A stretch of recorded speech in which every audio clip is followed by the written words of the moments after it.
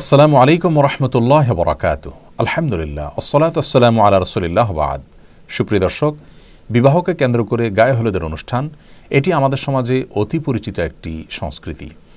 একজন মুসলিমের বিবাহে গায়ে হলুদ নামের কোনো অনুষ্ঠানের অনুষঙ্গ থাকা উচিত নাকি ইসলামের দৃষ্টিকোণ থেকে এটি নাজায়েজ, সে বিষয়টি আজ আমরা ব্যাখ্যা করার চেষ্টা করব ইনশাআল্লাহ বিইذনিল্লাহ। বরকনের গায়ে বিবাহের সময় কেন হলুদ মাখা হয়, এই গায়ে হলুদ অনুষ্ঠানের গোড়ার ইতিহাসই বা কী, সে বিষয়টি আমরা জানার চেষ্টা করেছি। যেটুকু জানতে পেরেছি তা হলো, কলকাতার দৈনিক আনন্দবাজার 16 জানুয়ারি 2019 বিষয়ে একটি প্রতিবেদন প্রকাশ করেছে, যার শিরোনাম হলো বিয়ের রীতিতে গায়ে হলুদের চল কেন এলো জানেন। এই প্রতিবেদনে লেখা হয়েছে, হিন্দু বিয়ের রীতি অনুযায়ী বিয়ের দিন সকালে হলুদ মেখে স্নান করেন বরকনে।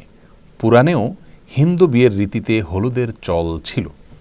এই প্রতিবেদনে আরও লেখা হয়েছে, পুরাণ ও শাস্ত্রবিদ পূর্বা সেন গুপ্তা তিনি বলেছেন, এটা বৈদিক আচরণ নয়।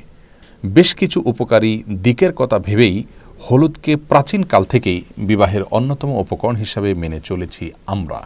অর্থাৎ হিন্দু ধর্মে বা হিন্দু সমাজে এটিকে অনেক উপকারী দিক মাথায় রেখে দীর্ঘদিন থেকে পালন করে আসছে মানুষ। এ বিষয়ে বাংলাপিডিয়া বলছে, বৈদিক যুগ থেকে ভারতীয় হিন্দু সমাজে গাত্রহরিদ্রা বা অধিবাস বিয়ের অনুষ্ঠানে অবশ্য পালনীয় শাস্ত্রাচার ও লোকাচার হিসাবে পালিত হয়ে এসেছে। বরকনের দাম্পত্য জীবনকে যে কোনো ধরনের অকল্যাণ ও অপশক্তির অনিষ্ট থেকে মুক্ত রাখার কামনা থেকেই এসব লোকাচার পালন করা হয়। এটি মূলত একটি মাঙ্গলিক অনুষ্ঠান। প্রিয় দর্শক, বিয়ের সময় গায়ে হলুদ বিষয়ে এ দুটি সূত্র থেকে যে তথ্য আমরা পেয়েছি সেটি একেবারেই পরিষ্কার, আর তা হলো যে এটি মূলত হিন্দুদের একটি সংস্কৃতি যা তাদের থেকে চলে এসেছে এবং এর পেছনে একটি বিশ্বাসগত দিক রয়েছে। তা হলো যে এর মাধ্যমে বরকনে নানা অমঙ্গল থেকে বেঁচে থাকতে পারে। হিন্দু ধর্মমতে বিভিন্ন প্রকার অপশক্তি আছে, সে সমস্ত অপশক্তির প্রভাবে মানুষ ক্ষতিগ্রস্ত হয়, সেগুলো থেকে বাঁচার জন্য তারা অনেক কাজ করে থাকেন, এটি তাদের ধর্মীয় বিশ্বাস। কিন্তু একজন মুসলিম কোন অবস্থাতে এ ধরনের কোনো অপশক্তিতে বিশ্বাস করবার কোনো সুযোগ নেই। ইসলামে এ ধরনের কোনো অপশক্তির কোনো স্থান নেই। সকল কল্যাণ অকল্যাণের একমাত্র মালিক আল্লাহ রাব্বুল আলামিন। আল্লাহর কাছে আশ্রয় চাওয়া ছাড়া এ জাতীয় কোনো বস্তু বা কোনো সংস্কৃতি, কোনো কালচার, এগুলোর মাধ্যমে একজন মুসলিম কোনো অবস্থাতেই কোনো তথাকথিত অপশক্তি থেকে বাঁচার চেষ্টা করার কোনো সুযোগ ইসলামে নেই। আমরা অনেকেই জানি যে এই গায়ে হলুদ অনুষ্ঠানে শুধু হলুদ নয়, বরং দূর্বা, তিল, সরিষা, আরও অনেক বস্তু ব্যবহার করা হয়ে থাকে এবং এর সবগুলোর কারণ হলো ওই যে এটাকে বলা হয়েছে মাঙ্গলিক অনুষ্ঠান, বিভিন্ন ধরনের অকল্যাণ থেকে বেঁচে থাকা এবং দাম্পত্য জীবনে সুখ শান্তি যেন হয় সেই জন্য এগুলো করা হয়ে থাকে। তো প্রথমত এটি হিন্দুদের একটি ধর্মীয় সংস্কৃতি এবং এখানে তাদের বিভিন্ন রকমের বিশ্বাসগত দিক আছে যেগুলো শিরকপূর্ণ বিশ্বাস। একজন মুসলমান কোনো অবস্থাতে সেগুলো বিশ্বাস করতে পারেন না। আর এর বাইরে যে বিষয়টি আমাদের সবারই জানা তা হলো, গায়ে হলুদ অনুষ্ঠান মানে হলো নারী পুরুষের অবাধ বিচরণ, অবাধ মিশ্রণ এবং মেলামেশা।